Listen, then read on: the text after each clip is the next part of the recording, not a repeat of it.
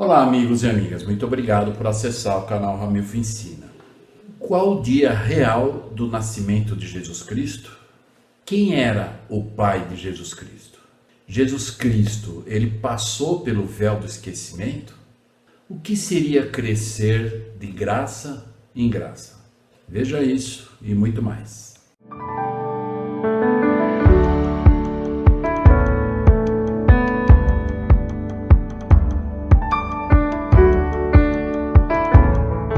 Olá, amigos e amigas, muito obrigado por acessar o canal Ramilfo Ensina.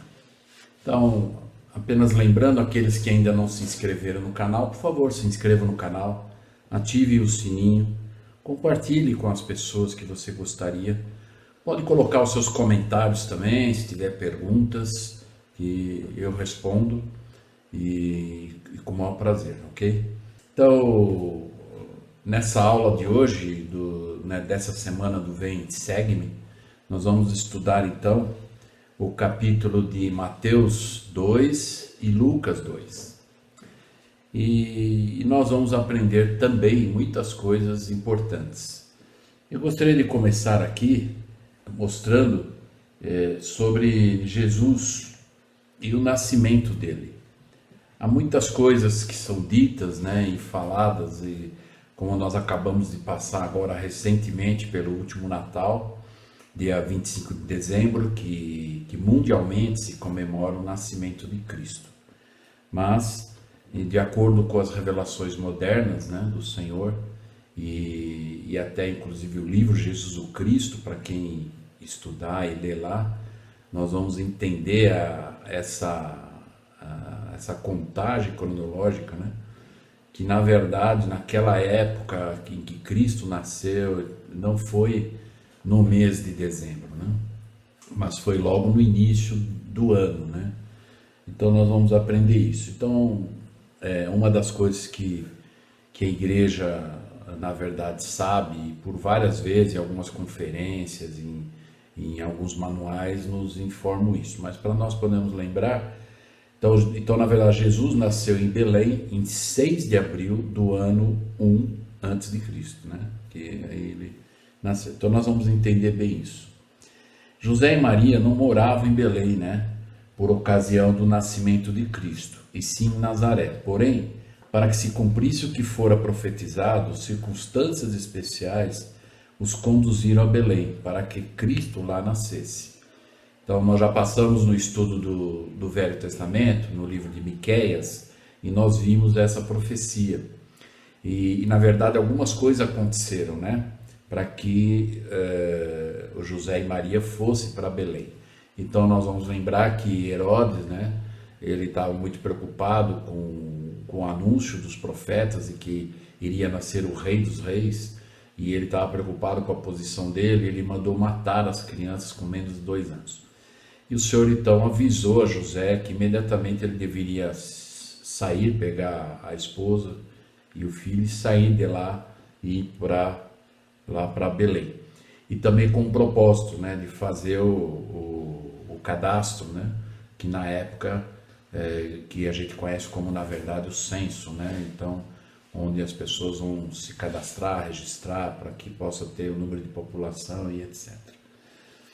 Após condensar as opiniões de diversos eruditos a respeito do nascimento de Jesus Cristo, o Elder James E. Talmage, que foi o autor do livro Jesus o Cristo, o qual eu já comentei na aula passada, e eu aconselho aos irmãos e irmãs e as pessoas que forem ler o Novo Testamento, usarem o livro Jesus o Cristo, acompanharem o livro Jesus o Cristo.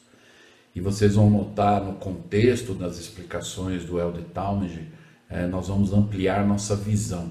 E também não deixe de ler as indicações adicionais que tem no rodapé, onde diz nota número 1, 2, 3, que é no final de cada capítulo do livro Jesus o Cristo.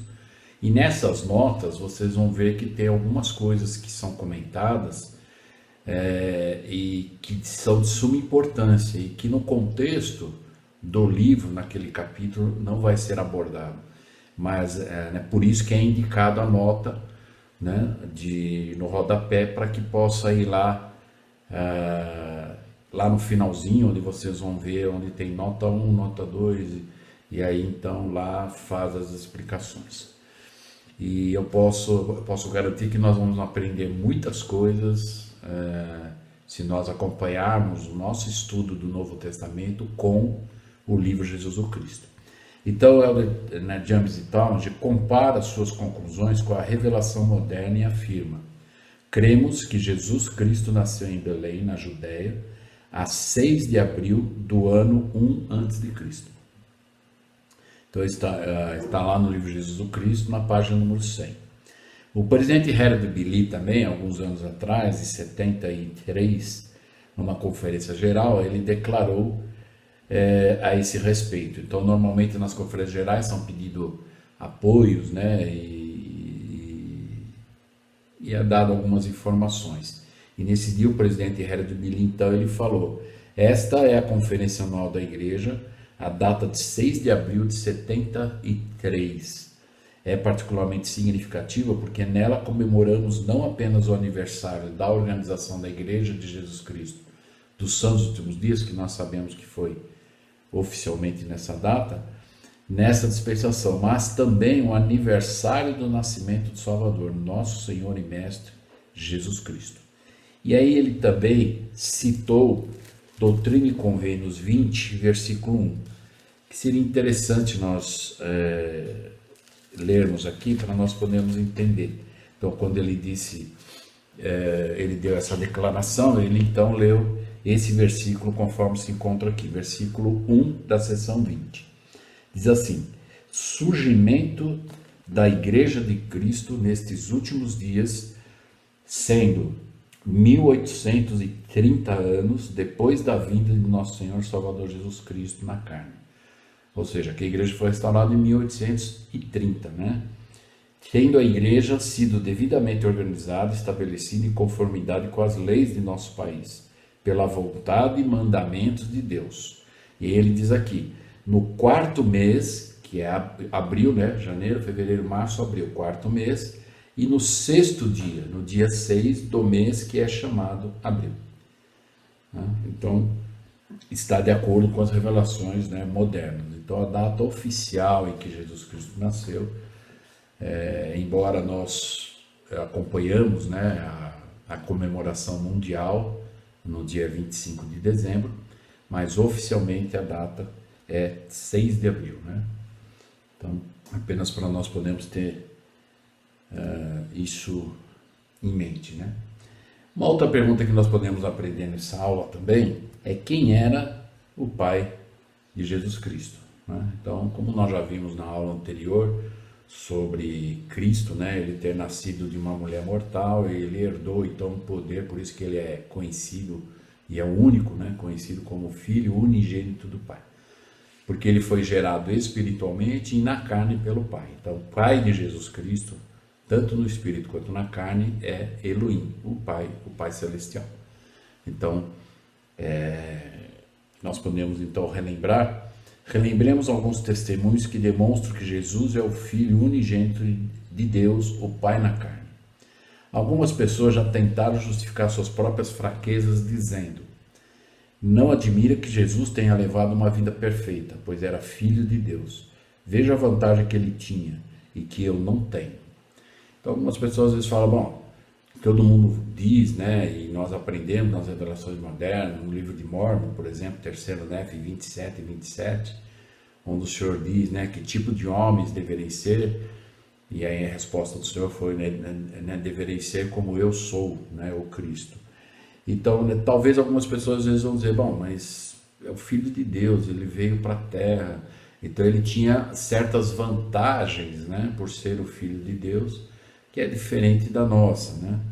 Então aqui há algumas coisas que nós precisamos atentar e entender também. Lembra que na aula anterior nós falamos sobre o propósito do nascimento de Cristo.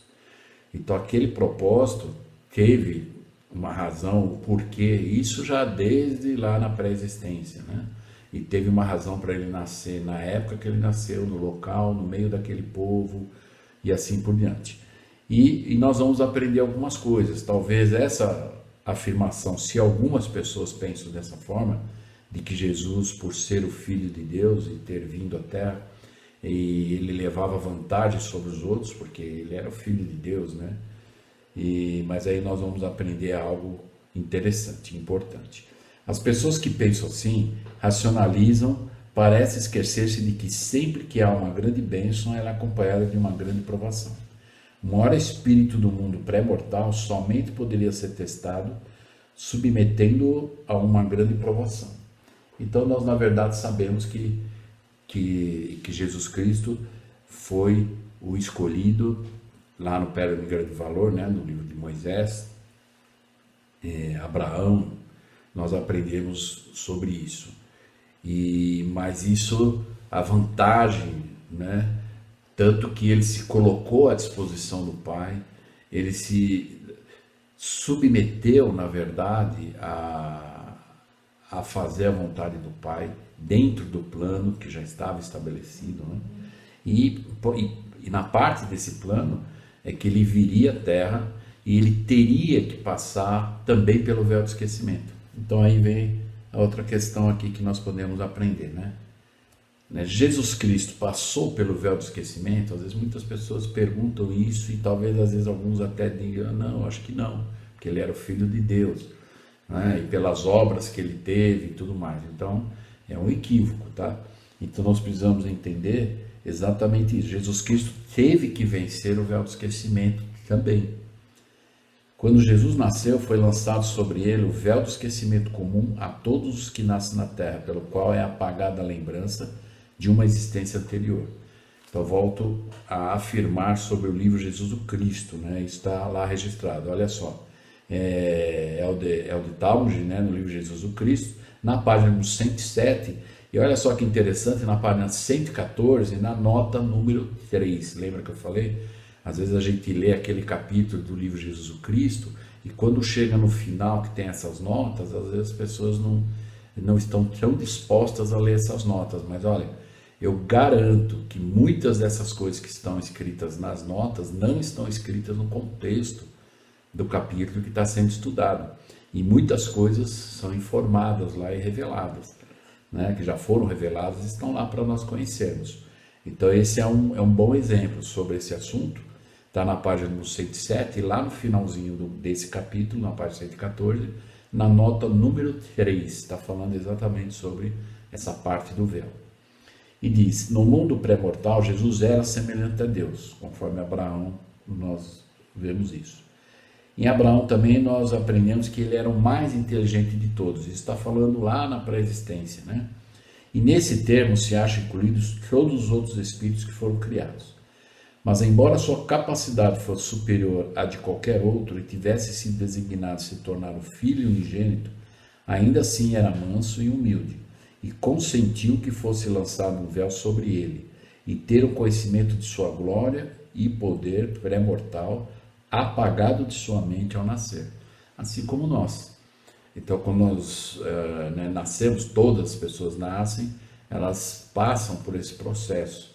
É um véu do esquecimento, elas esquecem daquela vida pré-mortal, porque um dos propósitos aqui é exercitar a fé, obedecer os mandamentos, né? E fazer a escolha de ser obediente a Deus, aos mandamentos e à vontade de Deus, né? E Jesus Cristo também teve que vencer isso. Embora nós sabemos que no final da vida de Cristo, ele nunca cometeu nenhum pecado, né? Mas foi o exemplo, foi batizado para nos dar o exemplo de que esse é o caminho, né? A porta de entrada para o reino de Deus, e ele conseguiu vencer isso, né? E o presidente Joseph Fielding Smith, ele ensinou, Jesus indubitavelmente veio ao mundo sujeito à mesma condição requerida de cada um de nós. Esquecera tudo e tinha que crescer de graça em graça. Então existem várias escrituras que mostram isso, né? Que Cristo ele cresceu em estatura e de graça em graça, ou seja, linha sobre linha, né? E de uma certa forma é como acontece hoje, às vezes alguns conseguem um conhecimento, um crescimento mais rápido do que os outros, né?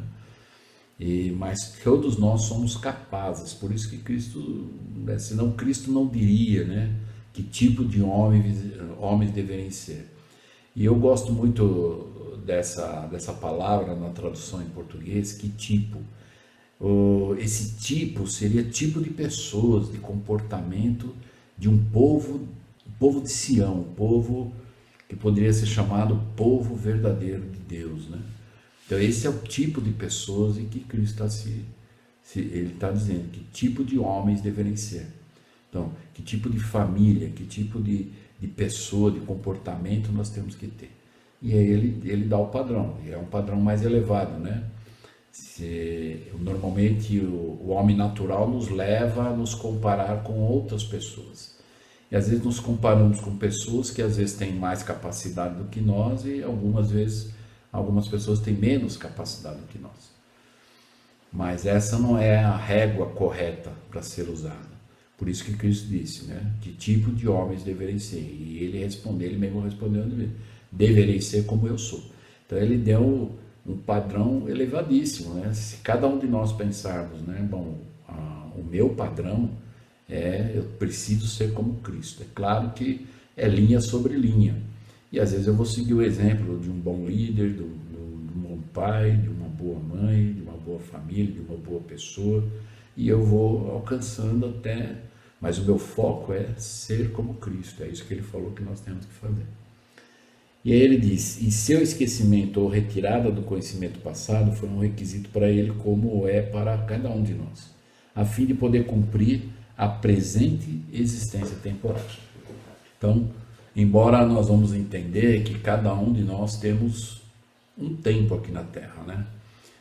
Um tempo determinado. E nós vamos ver isso um pouco mais adiante também e entender, por exemplo, o profeta Joseph Smith recebeu uma promessa, né? De que ele não morreria antes do tempo correto, certo? Né? Deus não permitiria isso.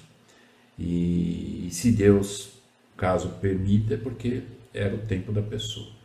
Então, que nós possamos lembrar disso, né? E não usarmos talvez como uma muleta, né? Dizer, bom, mas ser como Cristo, né? Mas ele era filho de Deus, né? Assim, se nós formos ler outras escrituras, por exemplo, o irmão de Jared, né? E o próprio Senhor lá no capítulo de Éter, no 4, versículo número 7, diz lá que se alguém chegar ou que tiver, na verdade, eu vou ler aqui na íntegra para nós podermos entender, e diz o seguinte, capítulo 4 de Éter, versículo 7, e no dia que eles exercerem fé em mim, o Senhor está falando, diz o Senhor, como fez o irmão de Jared. Então, muitas pessoas às vezes podem dizer, bom, mas nós estamos falando do irmão de Jared, né? Ele viu o dedo do Senhor, olha o nível de fé que o Senhor falou que ele tinha. E o próprio Senhor falou para ele que por causa da fé dele não podia ser mantido fora do véu. Mas olha só o que o Senhor está falando em relação ao irmão de Jared. Ele diz assim, ó, num dia que eles quem? Nós, todos nós, se nós, né, todos pagarmos esse preço, exercemos a fé em Deus como o irmão de Jared exerceu, ele diz, para que se tornem santificados em mim, então lhes revelarei as coisas que o irmão de Jared viu. Então ele disse, é igual para todo mundo, só que o caminho precisa ser igual também, né? Deus não vai favorecer né, diferentemente do outro. Então o nível de fé, a busca, e Deus conhece o coração, a mente, né, a intenção, a verdadeira intenção, e ele está dizendo, aquele que se dedicar, né, e fizer como o irmão de Jared fez, ele diz, eu vou revelar as mesmas coisas que eu revelei para o irmão de Jared. Então não é um privilégio só dele, né? E às vezes é por isso que alguém, bom, eu quero ser, até tem um hino da primária que fala, eu quero ser como Nef, né? E Nef é um ótimo exemplo, né? Para as crianças, para os jovens e para todos nós, né? E só que às vezes as atitudes não é de Nef, é de Lamã e Lemuel, né?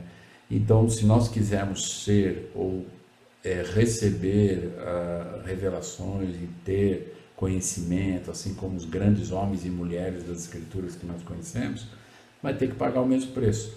E é igual, da mesma forma que o Senhor falou para o irmão de Jared, aquele que fizer como o irmão Jared fez, eu vou revelar para ele as mesmas coisas que eu revelei para ele. E ele diz, esclarecendo-lhes todas as minhas revelações, disse Jesus Cristo, o Filho de Deus, o Pai dos céus e da terra e de tudo que neles há. Então, o próprio Senhor, ele disse isso.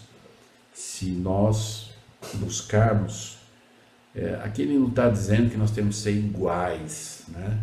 Mas dentro da capacidade de cada um, nível de fé, né, exercido por alguém, o Senhor reconhece o esforço da pessoa, a crença. Eu volto a repetir, Deus tem o poder, Ele conhece coração, mente, intenção.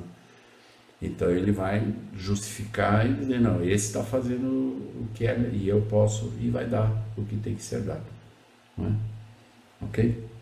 Então, para encerrar essa primeira parte aqui da aula, nós aprendemos também, assim como ele passou pelo véu do esquecimento, ele cresceu de graça em graça, né? Lá como Lucas 2, versículo 52, ele fala isso, é o último versículo do capítulo 2 de Lucas, informa isso, que ele cresceu de graça em graça, né? E isso tem a ver, né? Por que hoje tem os programas inspirados, né, para os jovens, para os membros de outra esfera, né, de ação. Então, para os jovens nós temos isso, que é as 4 áreas, né, de que é crescer graça em graça, né? É a área espiritual, social, física e intelectual. E os jovens têm metas e tem algumas coisas que eles têm que concluir, eles têm que fazer, eles têm que agir e assim por diante. Então isso vai ajudá-los a crescer de graça em graça. Então, para nós termos uma ideia, eu não sei qual era o manual que na época de Cristo existia, né, ou o programa que existia, embora o que Cristo ensinava só pelo exemplo dele, se as pessoas quisessem fazer o mínimo do melhor deles, era só imitar o que Cristo estava fazendo. E hoje os jovens, e assim como os pais que devem acompanhar isso, e também algumas tarefas e tudo, inclui a família, né, os pais. Então essa área de espiritual, social, física e intelectual faz parte do crescimento de graça por graça. E nós precisamos crescer graça em graça. Como em 2 Nef 28:30 fala, linha sobre linha, preceito sobre preceito, um pouco aqui, um pouco ali. E é assim o crescimento. E vamos entender isso, e nós temos uma escritura que é uma das escrituras praticamente muito usadas, se não as mais usadas, né, na igreja, para falar sobre essa área de crescimento, né? E está na seção 130, versículo 18 a 21. Mas eu gostaria de ler só o 18 e 19, e aí nós vamos aprender algumas coisas aqui, observando, estudando esse momento, e eu convido vocês a abrirem o seu Doutrina e Convênios, nessa sessão 130, 18 a 21. E nós vamos ler nessa primeira parte o versículo 18 e 19. E se alguém quiser fazer algum comentário, fazer perguntas e tudo, aproveitem o momento do vídeo. Abaixo do vídeo tem onde as pessoas podem comentar. Então, podem fazer seus comentários, se tiver perguntas, né?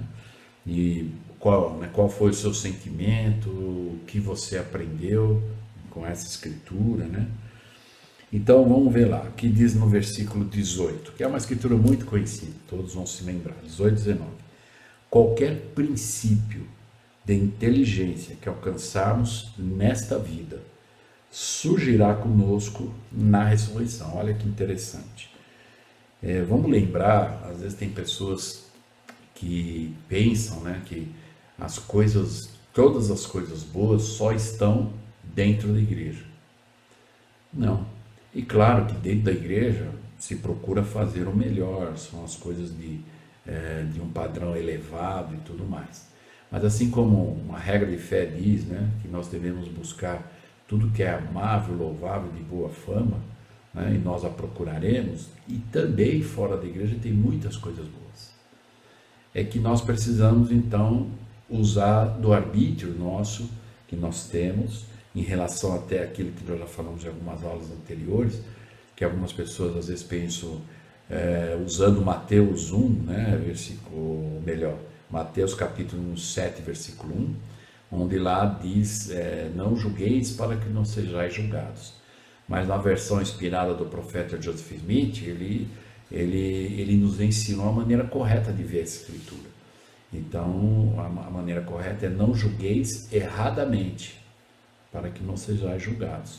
Agora, então, o que quer dizer com isso? Se nós estudarmos, né, profundamente o capítulo Moroni, o capítulo número 7, lá nos explica como nós podemos fazer um julgamento justo. E através desse julgamento é que nós vamos fazer as escolhas, nós vamos identificar o que é certo, o que é errado, e vamos escolher o melhor caminho, alinhado com a vontade de Deus. Então, isso faz parte do plano também de crescer de graça em graça. Então, quando aqui diz que o conhecimento que alcançarmos nessa vida, então existem muitas coisas, e vamos lembrar que nenhum homem, apesar que se tiver alguém,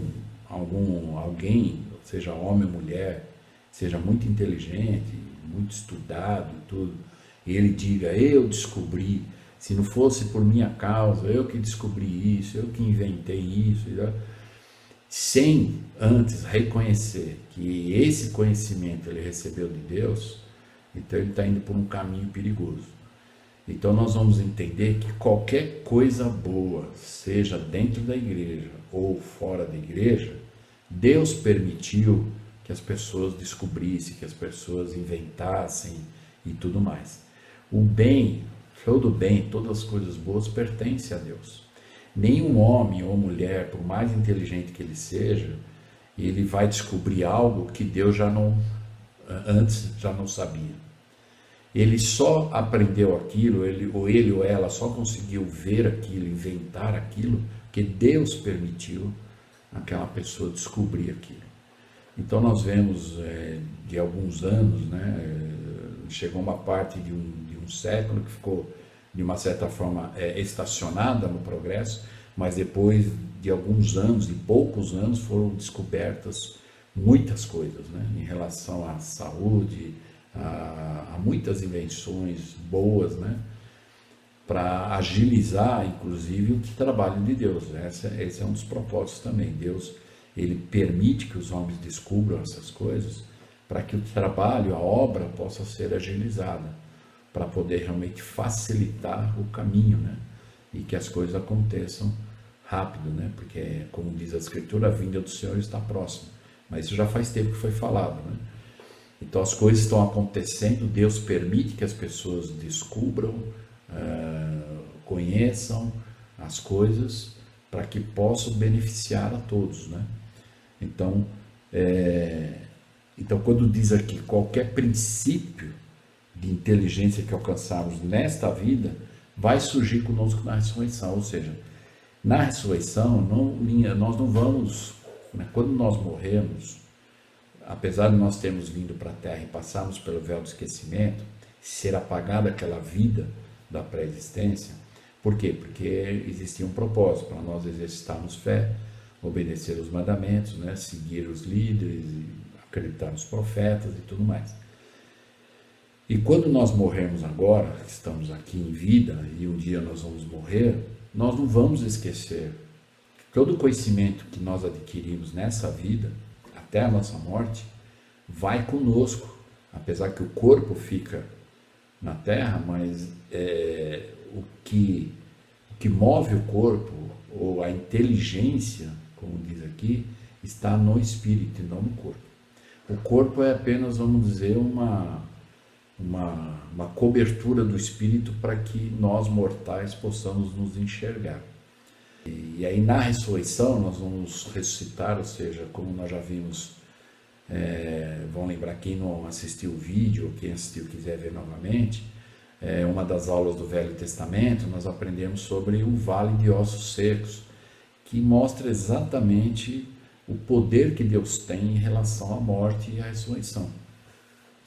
Então o nosso corpo, o nosso espírito vai voltar, embora o nosso corpo vai morrer e vai voltar ao pó, e do pó vai retornar. Então novamente vai ser constituído o nosso corpo, né, pelos elementos, com o poder de Deus, e o nosso espírito vai novamente tomar esse corpo para não morrer mais. Já vimos em algumas aulas anteriores por que isso, né?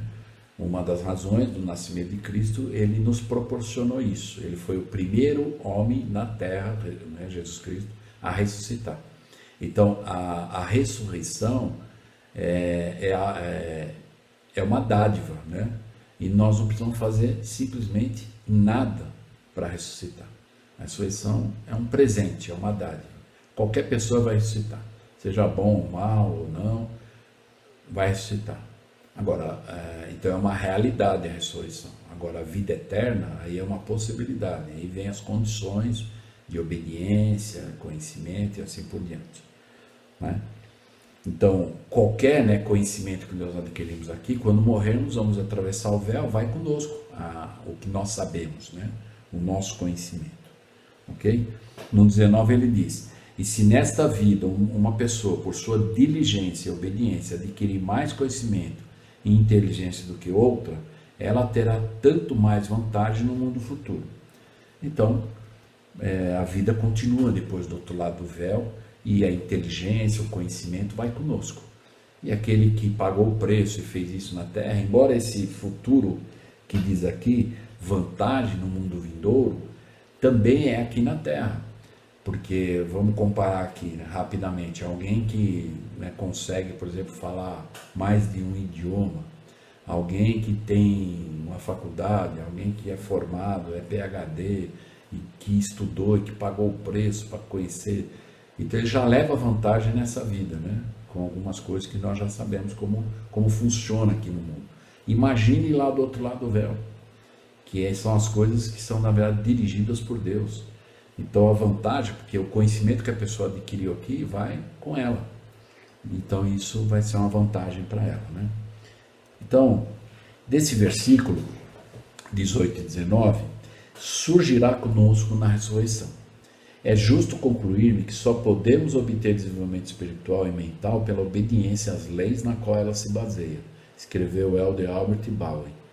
Se por meio da diligência, observância dos princípios corretos, a disciplina da mente e do espírito adquirimos um extraordinário aperfeiçoamento da personalidade nesta vida, certamente é razoável supor que isto será a nossa imperecível herança e glória na vida após a morte.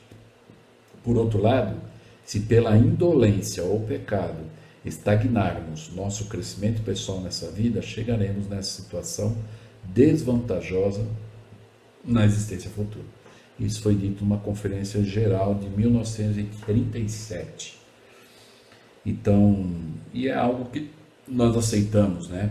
Porque não seria justo aqueles que estão buscando conhecimento, pagam o preço, fazem seu sacrifício, e no último dia todo mundo vai ter que estar no mesmo lugar e na mesma posição, né? E então aqui, como ele diz, que nós vamos levar isso conosco, né, depois da morte, e então que vai ser a herança, né, a nossa herança, esse conhecimento, e que possamos usar ele para o bem, né, para as coisas alinhadas com a vontade de Deus. E aquele que for indolente, né, infelizmente, e estagnar o seu crescimento, um comentário breve que eu gostaria de fazer sobre isso é que às vezes algumas pessoas passam-se anos e anos e a gente percebe assim na estatura, na luz da pessoa, não houve progresso, não mudou, passou já algum tempo e a pessoa sempre aquele mesmo, né? Então é algo que a gente precisa fazer uma avaliação pessoal, né? E onde eu estou e onde eu quero chegar. Então é algo linha sobre linha, não é uma coisa que nós vamos conseguir da noite para o dia e alguém vai dizer, não, daqui um mês eu vou me tornar perfeito nisso. É linha sobre linha, mas é por isso a importância do estudo da Escritura diariamente, né? De estar na igreja, né, todo domingo, renovando os convênios, frequentando o templo e cumprindo o seu chamado da melhor forma que você puder, né? Em primeiro lugar, agradando a Deus, não as pessoas, e seguir esse caminho, né? Então é isso que nós vamos levar conosco, né? Se a pessoa é organizada, se ela busca realmente fazer da melhor forma, aprender essas coisas, né? Como da reverência, né? Então existem muitos na verdade, princípios que nós podemos aprender e aplicar também, né? E aí no versículo 20 e 21, que também São dois versículos conhecidíssimos, e diz lá: há uma lei irrevogavelmente decretada no céu antes da fundação desse mundo, na qual todas as bênçãos se baseiam. Então olha só essa escritura, o que ela está nos informando e nos ensinando, né? Há uma lei irrevogavelmente decretada nos céus. Irrevogável é algo imutável, não vai mudar, isso não muda, é doutrina. Lembra que nós vimos em algumas aulas? Doutrina é uma verdade eterna que nós aprendemos, e princípio é uma verdade eterna que nós vivemos, ou praticamos e aplicamos. Então essa é uma verdade eterna que nós aprendemos, é uma doutrina. Há uma lei irrevogavelmente decretada no céu antes da fundação desse mundo, ou seja, desde a pré-existência, na qual todas as bênçãos se baseiam. Então as bênçãos se baseiam na lei. Aí no 21 ele diz: e quando recebemos uma bênção de Deus, é por obediência à lei na qual ela se baseia. Então, né, bem rapidamente, nós falamos isso ano passado no curso do Velho Testamento, mas acho que vale lembrar, é relevante. Às vezes, até por força de expressão, muitas pessoas às vezes dizem, né, eu sou mais abençoado do que eu mereço. Embora é algo que às vezes a gente se coloca numa situação de reconhecer que Deus faz muito mais do que eu mereço por mim, em relação às bênçãos, é uma forma equivocada de pensar. Porque de acordo com essa lei, se você recebeu uma bênção, é porque alguma lei você obedeceu. Né? Aquela bênção está ligada a uma lei. Então, alguma lei que você obedeceu, então o Senhor imediatamente abençoa. É que muitas coisas, por exemplo, né, como eu disse, às vezes na força da expressão nós falamos isso, somos mais abençoados do que merecemos, porque às vezes, muitas vezes a gente nem lembra ou cobra, né, o Senhor disso, a gente faz porque ama, gosta. Por exemplo, estudar as Escrituras vem e segue-me diariamente. É uma lei, né? E aquele que faz recebe uma bênção. E às vezes, por ser uma coisa tão... Eu não consigo ficar sem estudar a Escritura, né, pelo menos a cada dia, um pouquinho. Né, me faz falta se eu deixo de fazer. Mas por causa da obediência a essa lei, alguma bênção o Senhor vai me dar. E às vezes eu estou achando que eu recebo mais, é que alguma coisa, ir na igreja todo domingo. Né? Para algumas pessoas às vezes é sacrifício, ainda não está tão convertido, mas ele vai, é importante isso. Mas tem alguns que não fica sem ir na igreja, ele precisa ir lá, renovar os conventos, participar, aprender, ensinar e aprender, né? E às vezes a gente não vai no altar do púlpito cobrar isso de Deus, mas por nós termos cumprido uma lei, que é guardar o dia do Senhor, estar na igreja, renovar o convênio, há uma bênção ligada a essa lei. Por isso então que ele diz aqui, e na qual todas as bênçãos se baseiam. E olha só no 21 que ele diz, e quando recebemos uma bênção é por obediência à lei. Então é uma lei decretada. Então se nós perguntássemos aqui, como nós já fizemos isso em algumas aulas anteriores, Deus ele revoga a lei ou ele revoga a bênção? E aí nós aprendemos que Deus ele revoga a lei, ele não revoga as bênçãos, porque as bênçãos estão ligadas à lei. Então existe uma lei e se você obedecer, a bênção é algo automático, né? Está ligado. Então Deus ele não pode excluir ou revogar as bênçãos. Não é? O que acontece no sentido de alguém dizer, mas Deus não vai abençoar quem não cumprir a palavra de sabedoria. Então, mas se ele não cumprir a lei da palavra de sabedoria, Deus não pode abençoar. Mas assim, de certa forma, se nós entendermos, não é Deus que não está nos abençoando, é nós que estamos deixando essa bênção passar, porque não queremos cumprir a lei. A lei do dízimo é a mesma coisa. Não cumpriu a lei do dízimo, como diz lá em Malaquias, nós aprendemos a última aula, né, do Velho Testamento, que nós não podemos reclamar nada. O versículo 9 lá do Malaquias 3, às vezes a gente conhece o versículo 8 e 10 de cor, né, mas o 9 diz lá, com maldição sois amaldiçoados, porque me roubais a mim vossa nação. Quer dizer, eu que trago a maldição sobre mim se eu escolho não viver a lei. Agora, se eu sei que a lei é de Deus, eu acredito nela, vai ter uma bênção ligada a ela. E se eu obedecer, se eu tomar a decisão eu vou ser obediente a essa lei, a bênção imediatamente está ligada e vai vir. E, ao contrário, também é verdadeiro. Por exemplo, se nós lemos a Escritura, o versículo 20 e 21, dessa forma: há uma lei irrevogavelmente decretada no céu antes da fundação do mundo, onde todas as maldições se baseiam. E quando recebemos uma maldição, que é não receber a bênção, é pela desobediência à lei na qual ela se baseia. Então, a recíproca é igual, tanto na escolha de ser obediente, quanto na escolha de não ser obediente. Então, nós aprendemos uma vez, uma das aulas, que o Elder Scott falou que ninguém tem a autoridade ou o poder de determinar ou dizer o que é certo e errado. Essa foi uma prerrogativa de Deus. Ele disse, isso é certo e isso é errado. A única coisa que ele nos deu é o direito de escolher se nós vamos do lado certo ou do lado errado. E se nós não gostarmos do lado que nós estamos, é só se arrepender e voltar. Não é? Então, em relação a esse versículo 20 e 21, diz: qual é a lei na qual se baseiam todas as bênçãos? Aí diz aqui: a obediência é a lei básica dos céus, e a obediência a leis específicas resultará em bênçãos específicas, culminando com a maior de todas elas. Como explicou Eldemar Geromini, a perfeição da qual depende nossa exaltação, e eu repito, é um assunto individual.